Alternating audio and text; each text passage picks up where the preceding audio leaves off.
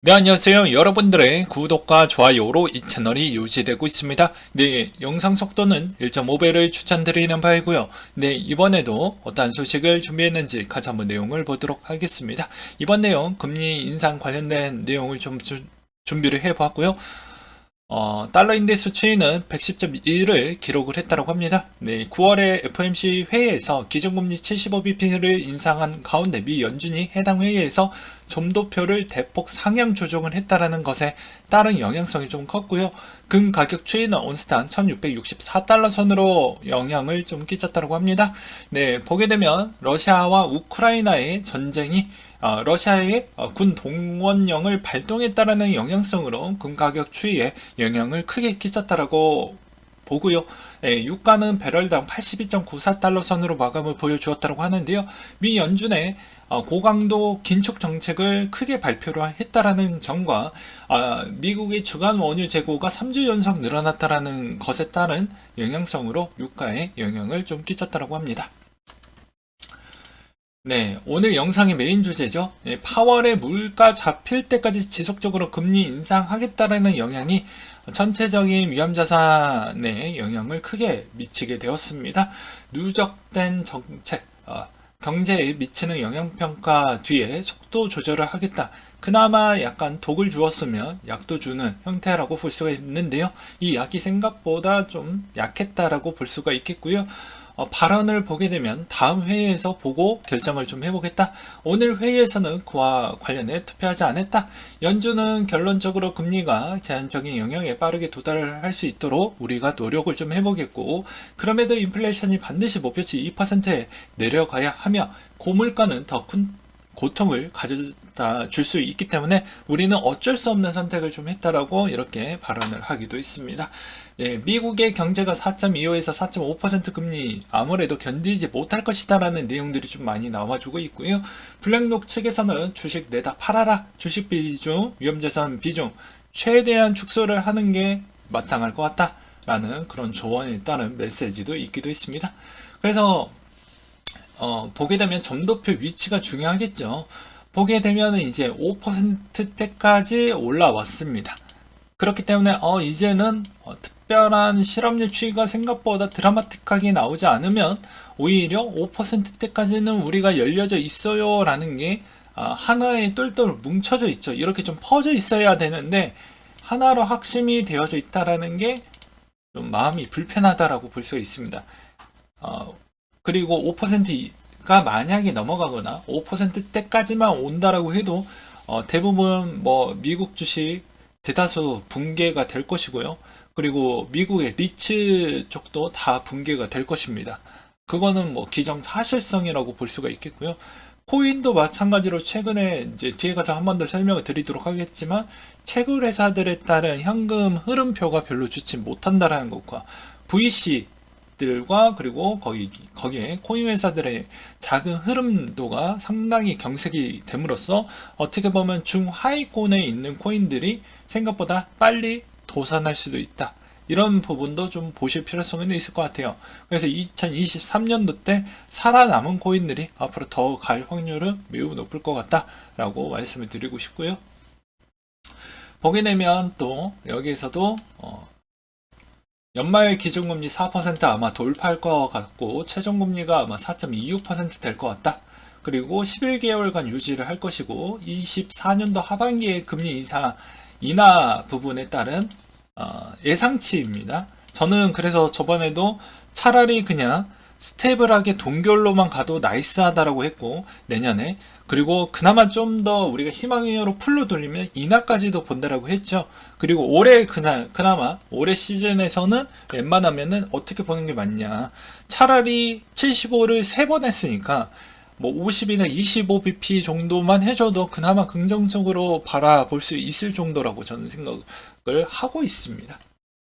그렇게 보는 게 맞을 것 같고요.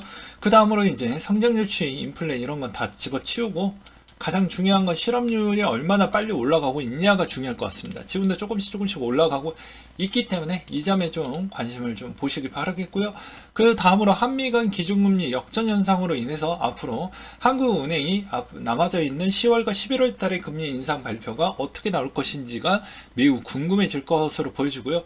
앞으로 가계부채에 따른 부담 요소가 언제든지 터져도 이상하지 않고 전세 부분에 따른 문제점도 다시 재부각화되면서 부동산은 얼마나 흔들릴지도 매우 궁금해지기도 합니다. 그래서 아무래도 이제 파월 쪽에서 이제 인터뷰에 나왔던 내용, 질의응답 시간이었죠. 네, 강달러에 따른 질문이 나왔던 게 있었는데요. 세계 경제 위협에 위험 우려에 있어서 고려를 하고 있다. 근데 뭐 최근에 모 영상에서 연준의 연구원 쪽으로 이제 담당하셨던 분이 이런 이야기를 좀 하셨더라고요. 강달러가 해서 주변 국가들이 분가됐던 거 연준도 알고 있다고 합니다. 그러면 이제 여기에서 도와줄 수 있을 만한 국가들은 딱 정해져 있다고 하더라고요. 이 말의 의미는 오로지 자국을 위한 이득에서 이 나라를 도와줬었을 때 우리한테 이득이 있는지, 또는 우리한테 피해가, 이 나라가 붕괴가 되면서 피해가 얼마나 커질지 이런 거를 좀 많이 연구를 한다라고 합니다. 그래서 좀 이득이 되면 도와주는 형태가 될 것이고, 그렇지 않을 경우에는 도와주지 않는다라고도 하더라고요. 참고하시고 상식적으로 좀 알고 계시면 될 것 같고요. 그 다음에 미국의 주택매매 7개월 연속 감소했다, 15년 만에 최장기 침체이다 라는 내용이 나와주고 있는데요. 여전히 구매력 부분에 있어서 이런 내용이 계속 나와주는 게 우리한테 매우 좋습니다. 그리고 11월 12월 FOMC 회의에서도 최소 빅스텝 이상 가능성이 열려져 있다 라는 내용도 있네요. 그 다음으로 또 국민연금은 어떻게 보면 나쁘다, 어떻게 보면 잘하고 있다, 뭐 의견이 갈리고 있는데요. 그 이유는 이번에 한국은행과 국민은행의 통화스와프가 있었다고 합니다. 그래서 이것도 뭐 어제 때 뭐 속보로 연합뉴스에서 오보라고 좀 내면서 한동안 기사를 안 냈다가 옆 동네 이제 어디 신문사에서 먼저 내버렸죠. 그 이유는 이 내용이 별로 좋지 않기 때문입니다. 보게 되면 국민연금은 국내 주식에다가 투자를 안 하고 있어요. 근데 작년에 국민들이 대부분 국내 주식에 투자를 좀 많이 했죠. 근데 국민연금은 한동안 여기에 관심조차 없고 오히려 해외 주식 쪽에다가 관심도가 높다라는 겁니다. 근데 달러가 부족하니까 달러를 한국은행에다가 수합 조건으로 빌리고 나중에 달러를 일정 기간 안에 되면 달러로 갚겠다라는 체결 수합 부분을 이번에 검토를 하겠다라는 내용이 나왔기 때문입니다. 그럼 어떻게 보면 우리한테 좀 배신감이 들죠. 국민 기업들에게 좀 더 도와주면 안 되냐라는 심보도 있는데, 이건 또 반대로 보게 되면 우리의 또 노후연금입니다. 냉철하게 봐야 돼요. 노후연금은 어떻게 보면 뭐 이렇게 볼 수가 있겠죠. 내 노후를 책임져야 되니까 어떻게 보면 공과 사는 좀 구별하면서 투자 쪽으로 좀 봐야 되지 않겠냐. 이렇기 때문에 의견이 분분하게 갈리고 있다 정도로 보시면 될 것 같고요. 그래서 국민연금도 어쩔 수 없이 지금 한동안은 별로 좋지 못할 것 같으니 이참에 해외 쪽에 더욱더 파격적으로 투자를 하려고 하는 모습을 볼 수가 있겠다.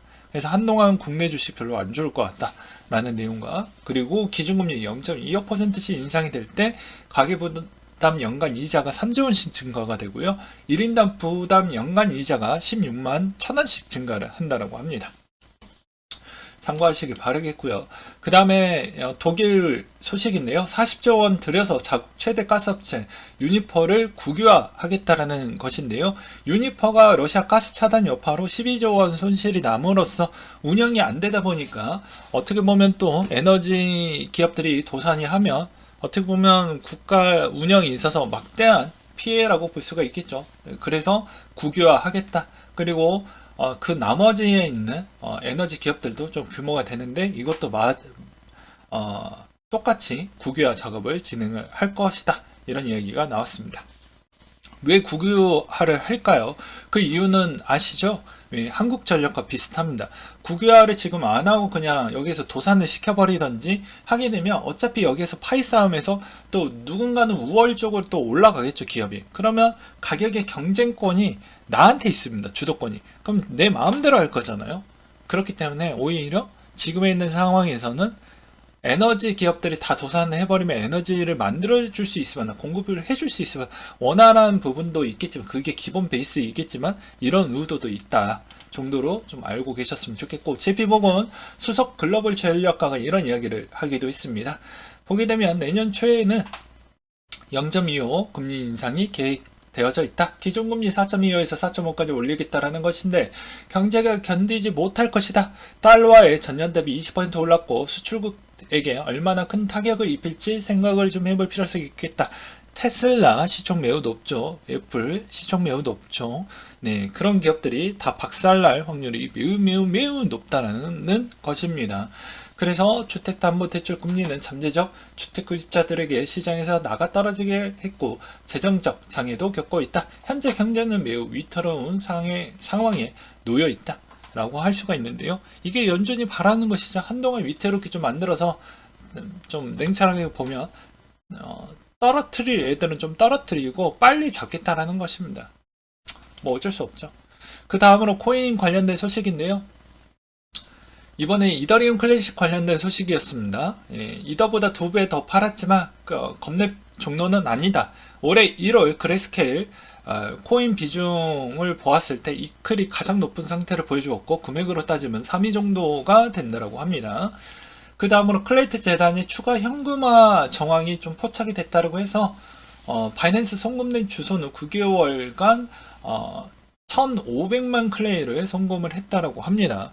그렇기 때문에 클레이가 못 가는 이유는 뭐 이렇다. 그 다음으로 푸틴 관련된 내용인데요. 저기 4개만 주면 먹게 해주면 전쟁 끝낼게. 그러니까 4개라는 게 요렇게입니다.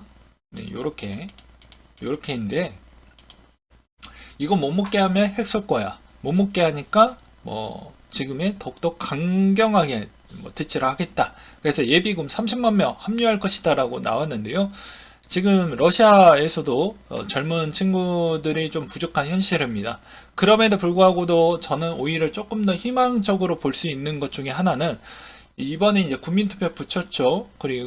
주민투표 붙였죠. 그리고 하나 더 예비군을 이번에 좀 더 충원시켰다라는 의미는 이제 곧 마무리를 짓기 위한 선긋기를 명확하게 하겠다는 거예요. 우리 영화 고지전을 보게 되면 아시잖아요. 몇 분 몇 초 거기 때까지는 어떻게 보면 그게 어느 선까지에 우리가 우위를 했냐에 따라서 거기서 선긋기가 들어가지 않습니까? 그렇기 때문에 이것은 거의 이제 약간의 저의 주관적인 생각이지만 거의 이제 마무리를 지으려고 하다 보니까 좀 더 영토를 확장시켜서 마무리하려고 하는 거 아니냐. 그리고 협상의 우월권을 좀 가지기 위해서 저런 액션을 취한 거 아니냐. 저는 이렇게 생각이 들기도 했습니다. 근데 겨울에 오면 전쟁에 좀 더 유리한 지형 조건은 또 성립이 됩니다. 강이 얼죠. 네. 그 다음으로 업비트 개발자 컨퍼런스가 진행이 된다라고 하는데요. 별로 저는 관심이 없고요. 그 다음으로 메타 공주 갈등 심화 이두이 측 형사 고소권이 검토가 되어가고 있다고 합니다. 테사스 측의 비트코인 광살 시설 지도가 있다고 하는데요. 바람과 태양 에너지, 제한 에너지를 통해서 수익화를 좀 하고 있다는 것과 최근에 이더가 좀 불안하는데 이더가 1000불까지 하락시 상승될 수 있는 물량이 가장 높은 위치에 있기 때문에 좀 잘 보시길 바라겠습니다. 컴파운드와 그 다음에 에이브와 그리고 메이크 다오가 가장 물량이 많다라는 걸 좀 잘 보시길 바라겠고요. 그 다음으로 펀드 매니저가 현금 포지션 현재 2001년도 수준 최고 수준을 보여주고 있다. 이것도 제가 제일 빨리 보여드리기도 했죠. 이 전표도 아직 대기하고 있다라는 겁니다. 언제까지? 아마 내년부터 서서히 줄지 않을까 싶고요. 그 다음으로 미국의 뉴욕 법원의 테더 발행 관련 재무기록 추가 제출을 명령을 했다라는 것인데요. 아무래도 내년에 대부분 부실률이 매우 커질 것으로 보여지기 때문에 너희 지금 좀 까보고 싶다. 니 패를 좀 까봐야 우리가 뭐 재정적으로 어떻게 정책을 할 수가 있을 수가 있으니 그런 걸 한 번 더 확인하고자 해서 이렇게 명령을 좀 내렸다라고 볼 수가 있겠죠. 그래서 테더나 USDC가 내년에 얼마나 자본력이 좀 되고 준비금 여력이 또 되고 그 다음에 그쪽에 있는 지방의 또 지방은행들의 또 신용등급 추이가 얼마나 회성이 됐는지 이런 것도 또 우리는 확인을 해볼 필요성이 있게 될 것 같습니다. 네, 여전히 이 내용이 정말 중요하다고 볼 수가 있는데요. 누구나 돈을 벌었던 시즌이 있었죠. 내 주변에 있는 친구가 실력도 별로 안 나오는데 갑자기 많은 몇억 원을 많이 벌었다고 하면 그때부터 의심을 좀 해볼 필요성이 있습니다. 왜냐? 그 친구가 진짜 실력이 있는지 없는지를 조금만 지켜봐도 알 수가 있죠. 근데 이것만 봐도 알 수 있지 않겠습니까? 네, 직접 돈을 꽂아주었죠. 네, 직접 개인 사업자들에게 돈을 꽂아줬습니다. 그 실제로 다큐에서도 많이 나왔고요. 호주도 마찬가지로 거의 300만원 넘게 받았고 미국도 거의 비슷한 수준으로 계속 받았고요. 그거 말고도 뭐 부양 비용이다 뭐다 하면서 옵션으로 더 많이 챙겨주었기 때문에 이게 장난이 아니었습니다. 물론 코로나 기간이 어느 정도까지 길어질지 이게 예측하기가 어려웠기 때문에 많이 살포했다라는 건 어쩔 수 없는 부작용이 이제 막 시작을 했다라고 볼 수가 있겠고요. 여기에서도 알 수 있을 수 있는 포인트가 그만큼 소비자 물가가 하고 내려갈 때 그 기간 동안 실업률이 2.2년, 1.3년, 2.4년 이렇게 걸렸다는 겁니다. 그러니까 지금 올해부터 본격적으로 어떻게 보면 금리 인상을 본격적으로 가동을 했기 때문에 실질적으로 올해 포함해서 내년까지 하면 2년 차가 좀 되겠죠.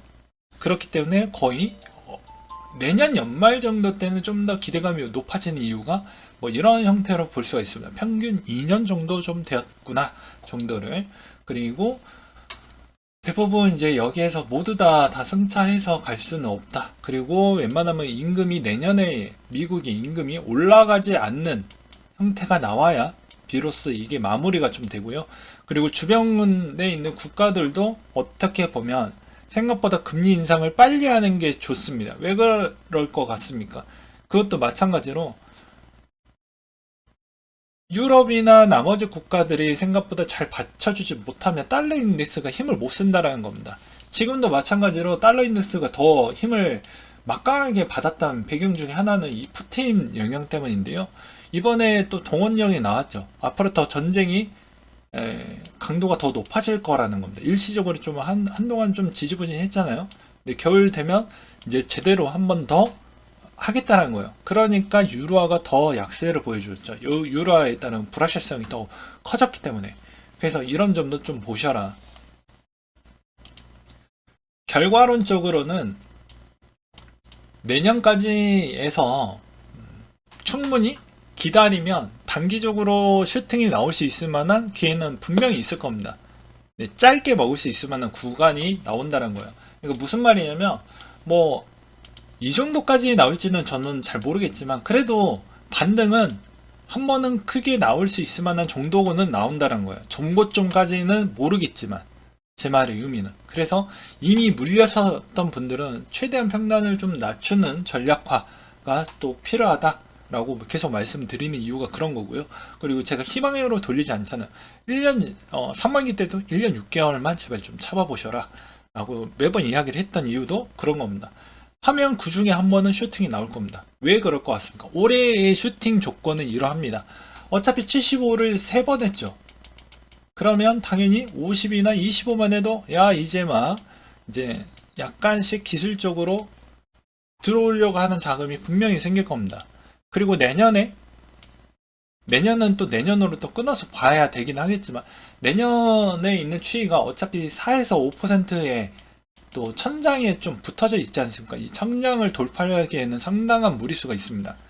네, 그렇기 때문에 이 천장을 웬만하면 뭐 금방 도달을 하겠죠. 올해 그만큼 빨리 올려놨기 때문에. 그러니 생각보다 동결만 나와도 위험자산이 충분히 반등할 수 있을 만한 여지가 남아져 있다는 겁니다. 그리고 또 약간 좀 안 좋은 소식은 채굴 회사들이 생각보다 채굴 회사들에게 은행들이 대출을 좀 잘 안 해주겠다 이런 이야기도 좀 나와주고 있거든요. 그래서 생각보다 경색이 좀 클 것이다. 그리고 대부분 코인 회사들이 벤처기업이잖아요. 네, 스타트업이고. 그래서 자금에 있는 쪽이 되게 씨앗이 마르게 될 것 같은데 그거 어떻게 잘 견뎌낼 것이냐가 중요할 것 같습니다.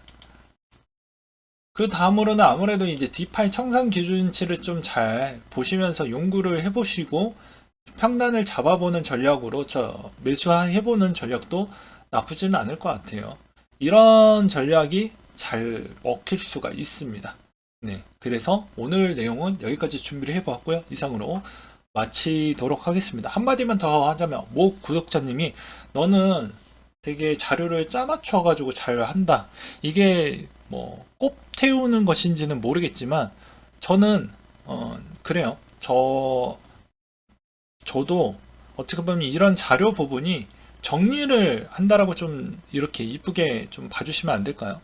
그리고 여러분들한테도 자료가 이렇게 정리됐던 걸 보면 좀 보기 편하시지 않습니까? 그리고 이걸 1차원적으로 제가 그거 그대로 전달하는 게 아니고 제 생각에 있는 것을 통합해가지고 거기에 있는 이 생각에 있는 투자 포인트를 제가 또 정리를 해 드리잖아요.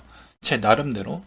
그렇기 때문에 그냥 금리 인상했다. 여기에서 끝날 수도 있겠지만 그렇지 않고 이런 자료도 있고 저런 자료가 있어서 종합적으로 이런 자료를 다 봤을 때 내 생각은 이렇다. 그러니까 이 생각이 설득력이 있으면 여러분들은 똑같은 투자 형태로 접근하시면 됩니다. 그렇지 않는다라고 하면 오히려 뭐 댓글로 나는 이런 생각을 갖고 있다고 하면 제가 반대로 그런 자료들을 좀 더 찾아봐서 뭐 보겠죠. 또는 그 주장이 맞다라고 하면 오히려 제가 뭐 전혀 뭐 아니다 뭐 이렇게 막 부정적으로 보진 않죠. 그냥 저는 유연합니다. 틀리면 틀렸다, 맞으면 맞다, 동의한다 합니다. 최근에도 뭐 채굴 부분에 틀렸다라고 하셨던 분들 제가 부분적으로 동의를 했죠. 왜냐? 제가 다뤘던 내용은 틀린 부분은 없지만 부족했기 때문에 당연히 아식도 다뤘었어야 했는데 제가 아식을 깜빡했죠. 그러니까 그런 거 지적해 줬던 거는 저는 오케이 한다라는 겁니다. 근데 그런 것까지도 막 너무 피곤하게 너 틀렸잖아 이렇게 계속 이야기를 하잖아. 개미에서도 내가 진짜 최저점 때까지 만약에 이렇게 사지 않았을 때 만약에 18년도 때 여기 이 최저점 318달러 선에 만약에 못 샀다고 하면 계속 비아냥거립니다. 이게 현실이에요. 깎아내려고 밖에 안 하지 뭐 더 이상 칭찬 같은 건 없습니다. 그냥 저는 이런 게 나한테도 손해고 아니 뭐 그분한테도 손해고 그렇게 시간적 소비를 하는 게 본인한테 무슨 이득이 되는지 전 이해가 아직도 안 돼요. 아무튼 그러합니다. 제가 그렇다고 해서 풀 희망의 회로를 돌리는 게 아니잖아요. 아무튼 그렇다는 거예요. 네, 이상으로 마치도록 하겠습니다.